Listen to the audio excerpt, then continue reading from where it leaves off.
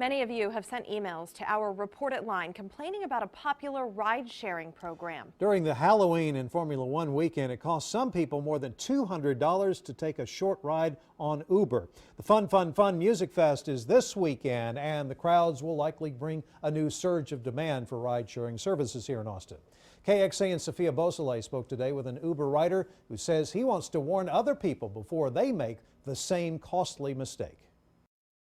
We were under the influence, and it was definitely smarter to take a service to drive us home than to drive ourselves. Daniel Patton went out with his friends for Halloween and had a good time, but was spooked with how much it cost him to get home. They don't make you aware that they're going to overcharge, or at least not easily aware. Uber charged Daniel $295 for an 11-mile ride. He contacted the ride-sharing company. They refunded some of his money, but even with that, his bill was still more than $200 for a 20-minute ride. It was a holiday. If you do want to surge prices, I would be willing to pay 2 times the normal to get home safely, but 10 times the normal wage is ridiculous. Uber says during peak times like weekends and big events, it'll use surge pricing to make sure there are enough drivers to meet demands. If you're in need of a ride, you'll use your Uber app. And the company says whenever rates are more than double, this screen will pop up, which manually makes you put the surge multiplier to agree to the rate. Daniel says he didn't see that screen and he used his app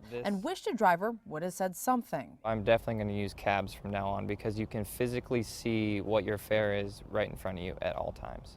A lesson Daniel says he ended up learning the hard way. Sophia Beausoleil, KXAN News.